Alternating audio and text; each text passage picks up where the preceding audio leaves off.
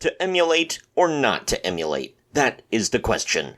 Does using an emulator make someone any less of a gamer, or doesn't it just mean that that person will literally seek out any way to play their favorite games?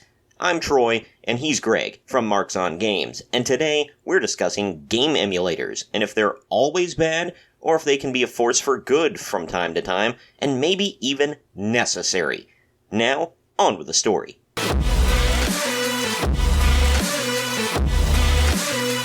Before we begin, the link to the article I'm referencing today can be found in the video description. With me today is Greg. What's up, Greg? What up? Today we're talking about something I told you I was going to give you the lead on this because you know way more about this stuff than I do. So Not from experience. Right. But I have seen some stories. I haven't got a chance to really read into it, but I did see there were some leaks going on of Tears of the Kingdom and some stuff. And that's been starting a whole lot of stuff online. I know you wanted to talk about emulators and stuff like that, though. Yeah, because this is the catalyst of the emulator. It feels like an emulator boom right now. I don't know if it's just me, but I've been seeing it everywhere. Like almost everybody I subscribe to on here, on the tube of you, has an opinion on it and a video on it. Like, wow, I didn't know when this became a thing all of a sudden. But yeah, It's like, so Tears of the Kingdom got leaked. Some hackers made a ROM out of it, uploaded the ROM, I guess, and people with Switch emulators, which I didn't even know existed, by the way. I know about Sega, SNES, Nintendo, Game Boy, everything before you were born or when I was a kid. Not to age myself here, but I didn't know there was a Switch one. I had no idea, and that's become a thing. I guess Nintendo's obviously sending their legal team after them, unleashing the hounds. Release the hounds. Yeah, I find it kind of funny and ironic in a way, but I see both sides of the coin. You know, it's emulation is kind of, well, not kind of. I believe it's illegal. I don't know. Again, I don't use it. The only emulation I use is on the Switch itself, the virtual consoles. So I mean, I get it. Companies don't want to lose their money because people are emulating, right? But on the other side of the coin, what I told you is that as a hardcore gamer, it pisses me off that we don't have preservation for all these old games. And I'm looking at my collection here now. I have the Street Fighter collection, the Teenage Mutant Ninja Turtles Cowabunga collection. Certain companies do put out these old games so you can still play them. But there's other companies that don't put out old games. They kind of force people to emulate, and I'm not advocating for stealing at all. That's wrong. But I don't know. I feel like that's the majority of the argument. Oh, you're forcing us to do it because they don't release old stuff.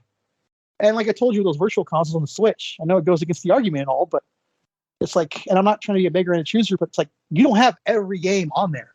There's certain games missing. We're wrestling fans. They don't put the old wrestling games on there. I'm a huge Marvel fan. They don't put the old X-Men and Spider-Man games on there. And I get licensing issues and all that and stuff like that. But it's you can't tell me that Disney's going to sit on these IPs and be like, oh, no, we're not going to make money off these on your virtual consoles or whatever, or physical discs, stuff like that. You can't tell me that. I'm not going to believe it. Right. And I remember years ago, I was able to emulate a Pokemon game before the Switch was ever even thought about. That was fairly easy. Nowadays, I'm sure they crack down on that stuff a lot more. Just real quick, just adding to the thing about Zelda, though, Kotaku says Nintendo's aggressive efforts to squash Tears of the Kingdom leaks are having unintended side effects. Alana Pierce was suspended from Twitch for reacting to Zelda preview footage. Yeah, I love Nintendo, but man, they're hardcore with their IPs, and I get it, but. Yeah, they say Nintendo is not messing around when it comes to the Legend of Zelda Tears of the Kingdom leaks. In fact, it's so aggro right now, it seems to have unintentionally snagged innocent content creators simply sharing official footage in its copyright clampdown. God of War writer and streamer. Even play, by the way. They just kind of ripped and re-upped. Right, yeah. That's a huge problem, too. God of War writer and streamer Alana Pierce says she was temporarily banned from Switch after Nintendo DMCA'd her channel for reacting to an existing video preview of the game. Ever since copies of Tears of the Kingdom leaked early and started spreading online due to piracy, Nintendo have been in a frenzy, removing social media channels and Discord servers promoting leaked footage and secrets from the game. At first slow to react, the company now appears to be hitting anything that remotely looks like a leak with a takedown notice. You can't stop the internet, dude. No. Well, that's why we always laugh at ones like Dana White talking about, oh, we're coming for you, streamers, and we're gonna throw you in federal prison. We're gonna catch all of you. Federal prison. It's Yeah. Like, sure. I find the whole Nintendo thing to be kind of funny too, because again, like, how are you gonna punish somebody for just reacting to something? Oh, I saw this video. It's not like they sought it out. It was probably like when I saw this stuff, it was in my recommended videos on YouTube. Right. So it's like I it's not mean, like people are seeking it out. And I even if you guess are if seeking it you're out, like, what are you really doing illegal? If it's on YouTube and you're searching something, well, how is that really bad? right. Like I was always told back in the day, I don't know if this is true or not, but it's not so much like if you stream a movie that's been uploaded to the internet, for, like pirated or whatever, it like you watching it is like not necessarily the illegal act. What would be illegal is if you were to download and share it. But maybe I'm wrong on that. And I don't know if things have changed because of streaming and all that good stuff. So I don't know what the law stands right now. Same thing with music, from what I've been told. It's like if you're sharing the music, then they can get you, or if you've downloaded it or something like that. But I don't know. Like I said, I could be wrong on that. I But don't understand why people want to emulate Tears of the Kingdom so bad. Like, I'm going to buy it on Friday. I'd rather play it on the Switch at the highest quality, because I don't think you Right. get as high quality with emulators. I don't know how those work, but I just assume they don't look as good as the Switch. I've personally been like avoiding all of it. Like I'm sure I could find it easily enough. Kind of like this is a different subject entirely, but kind of like on Twitter something was trending. If you wanted to see a certain wrestler's man meat, people were spreading that around like wildfire just a couple nights ago. And oddly enough, it got him to trend, which that's real classy of people. So it's like if you want to find this stuff, you can find it easily enough. It's right there in front of your face. I didn't want to see it. I don't want to know the secrets. I don't know what's coming up. I just want to play it. Kind of ruins the fun.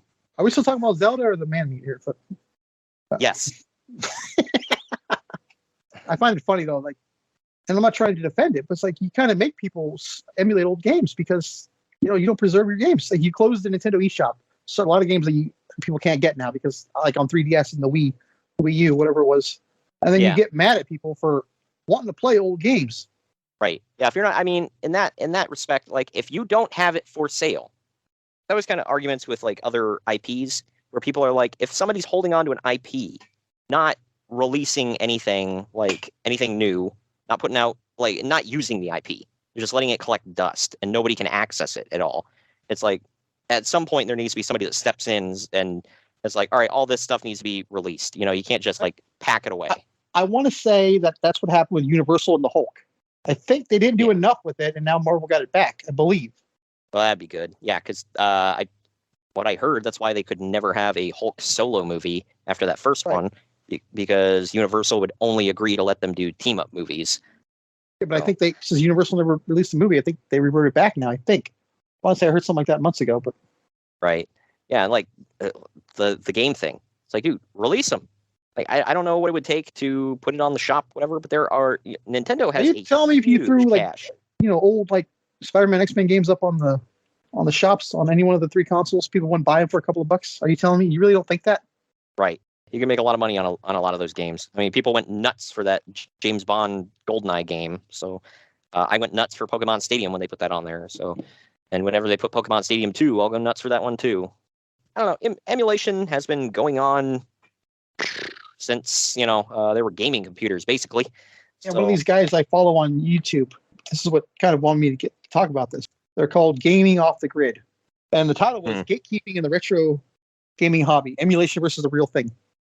Kind of caught my eye. I'm like, yeah, it's kind of hard to go to a store and just find an old game that you want to play, let alone the hardware to play it. Right. So yeah, I know. Not everybody has easy access to that stuff, and there's only a limited amount of games that they're not making more of.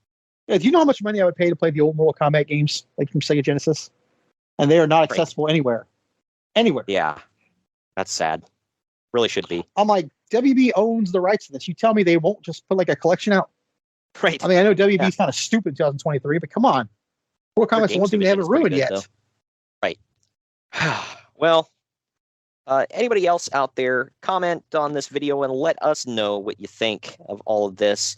Have you seen any of the Tears of the Kingdom stuff that got leaked? I refuse to watch any of it because I want to play the hell out of the game on Friday. So. Right. Yeah. And did any of you seek the stuff out even, or do you know anybody who got caught with any of this emulation stuff? I'm not asking you to out anybody. It's just, a general, do you know, Oh, or have you you can seen? legally buy it on Amazon. There's like consoles like full of emulators on Amazon. I have to imagine those are legit if they're on Amazon. Yeah, you would think So so. Well, and have any of you I've been out there kicking used tires on a few. and have any of you out there used emulators before for anything? And how do you feel about the whole, like you had said, the emulator versus the quote unquote real thing? Let us know in the comments down below. And also, for all of you out there, share this video around to everyone you know. And please like the video, subscribe to the channel, and click that bell to be notified every single time we post brand new content. I have been reliably informed that does work. So please click that bell. I have been Troy. He has been Greg. This has been Marks on Games. And we'll see you next time.